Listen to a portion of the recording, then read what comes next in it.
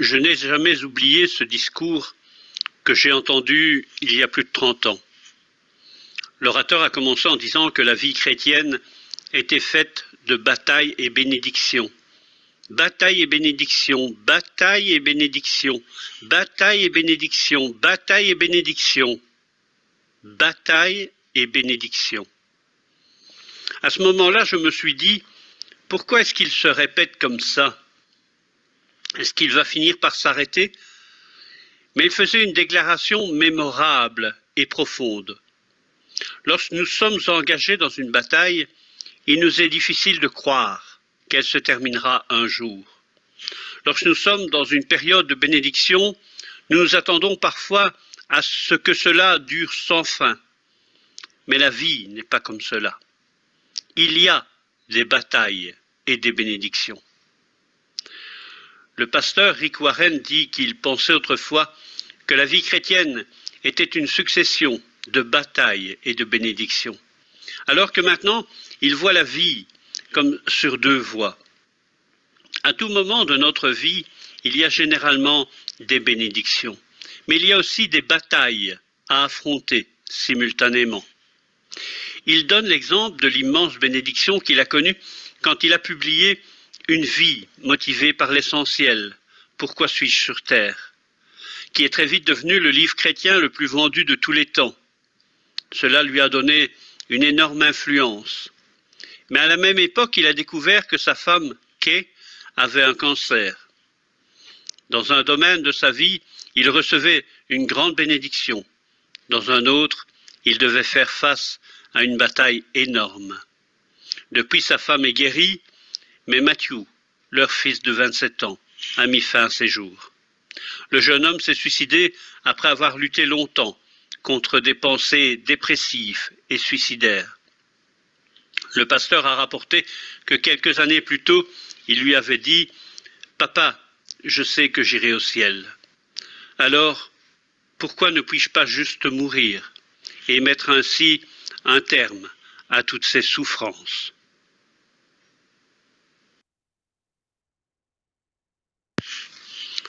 C'est presque un devoir pour nous d'ouvrir le livre de Job, pour comprendre le sens de la question « Pourquoi la souffrance ?» Job, qui connaît vraiment son histoire? C'est un homme mystérieux, mon contemporain et le tien, parce qu'il a vécu ce que nous vivons, parce qu'il s'est posé les questions que nous nous posons, questions auxquelles pas plus lui que nous n'avons de réponse.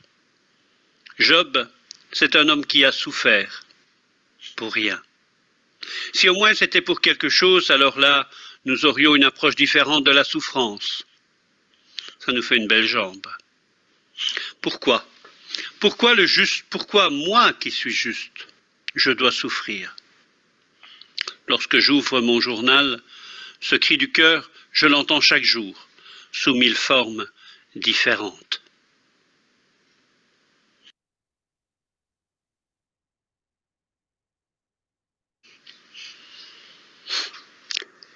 Les fils de Dieu vinrent un jour se présenter devant l'Éternel. Satan vint aussi au milieu d'eux. Ce jour-là est tout, sauf glorieux. Il y a un intrus dans cet épisode. Rien qu'à prononcer son nom, on sait déjà qu'on va passer un mauvais quart d'heure. C'est qu'il a la fâcheuse tendance à toujours apparaître au moment où tout semble aller pour le mieux, dans le meilleur des mondes.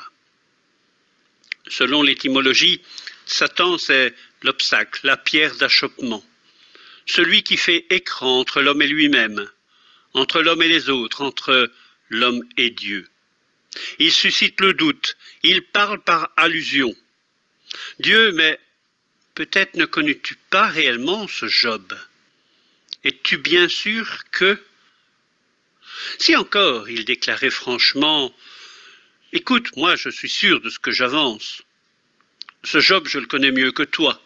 Je le fréquente depuis longtemps. Je peux te garantir qu'il tient à peine sur ses pieds. Un rien, et il tombe. » C'est là où nous touchons au point véritablement crucial de ce livre. Si cette tragédie a été voulue par Dieu, de qui Satan est-il réellement l'adversaire?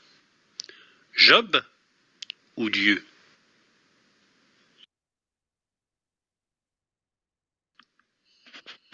L'Éternel dit à Satan: As-tu remarqué mon serviteur Job? Il n'y a personne comme lui sur la terre. C'est un homme intègre et droit, craignant Dieu et se détournant du mal. Et Satan répondit à l'Éternel: Est-ce d'une manière désintéressée que Job craint Dieu? Ne l'as-tu pas protégé, lui, sa maison et tout ce qui est à lui? Tu as béni l'œuvre de ses mains, et ses troupeaux couvrent le pays. Mais, étends ta main, touche à tout ce qui lui appartient, et je suis sûr qu'il te maudit en face. L'Éternel dit à Satan: Voici, tout ce qui lui appartient, je te le livre. Seulement, ne porte pas la main sur lui. Et Satan se retira de devant la face de l'Éternel. Étrange dialogue entre Satan et Dieu. Comment ne te servirait-il pas? Tu l'as comblé de bienfaits, pire encore, il insinue que s'il l'aime, c'est uniquement à cause de cela. Autrement dit, si Dieu changeait d'attitude à son égard, peut-être Job l'aimerait moins, voire même ne l'aimerait plus. Tu verras, si tu lui fais du mal, tu perdras en importance, tu seras réduit aux autres divinités. C'est bien là-dessus que parie Satan. S'il parvient à montrer que Job peut douter de Dieu, il a gagné la partie. Cela pose donc un sérieux problème. La piété de Job est-elle sincère? La façon dont Dieu a préservé Job est suspecte. Tout se passe comme s'il avait entouré sa vie d'une muraille protectrice. Les misères de la vie lui sont épargnées. Ensuite, tu l'as enrichi. Il est payé grassement pour avoir la foi. Job n'est plus un croyant, mais un employé. Et entre un employé et son patron, quel type de relation peut-on espérer? Une relation d'intérêt. Si Job a toujours eu la foi, que pour lui ça va de soi de croire, on est en droit de se demander: a-t-il véritablement la foi?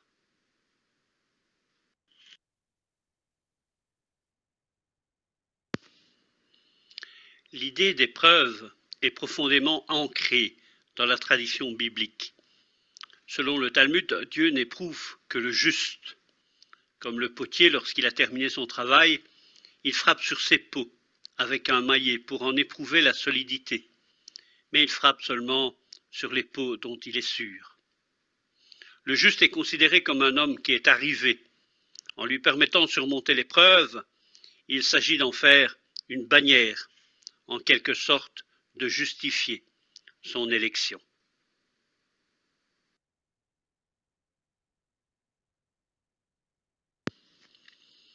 Un jour que les fils et les filles de Job mangeaient et buvaient du vin dans la maison de leur frère aîné, il arriva auprès de Job un messager qui dit: Les bœufs labourés et les ânes paissés à côté d'eux.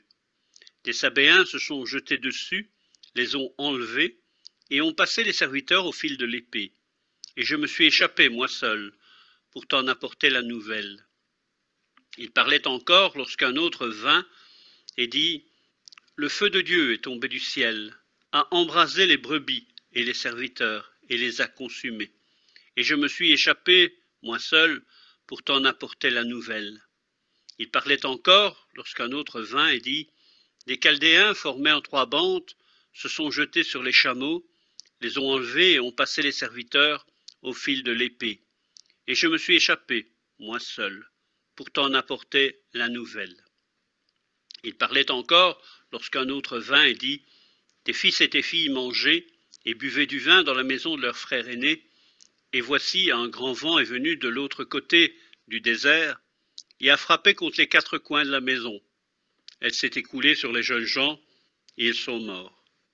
Et je me suis échappé, moi seul, pour t'en apporter la nouvelle. Quel cinéaste aurait pu inventer pareille mise en scène? La mort n'est qu'injustice, scandale, quelque chose qui ne peut pas nous laisser indifférents. Le drame, c'est qu'à force de faire partie de notre quotidien, elle cesse de nous inspirer de la frayeur. Presque simultanément, on annonce à Job la nouvelle que son monde s'écroule. Comment faire pour continuer à vivre après ça? C'est loin d'être évident. Job n'est pas pris au dépourvu. Dans toute sa simplicité, dans toute son humanité, il sait quoi faire en pareilles circonstances. Voici ce qu'il dit. Nu, je retournerai dans le sein de la terre. Nu, je retournerai là-bas. On a rarement exprimé des sentiments aussi forts en si peu de mots. Généralement, lors d'un enterrement, on cite Genèse 3:20. Tu es poussière et tu retourneras à la poussière. L'idée générale, elle est claire. On naît sans rien apporter, on meurt sans rien emporter. Ce qui doit nous intriguer, c'est ce là-bas, ce pays des morts qui sera plus tard évoqué par Job. Très souvent, quand on parle des endroits innommables, on dit là-bas. Cela traduit mieux tout le désespoir.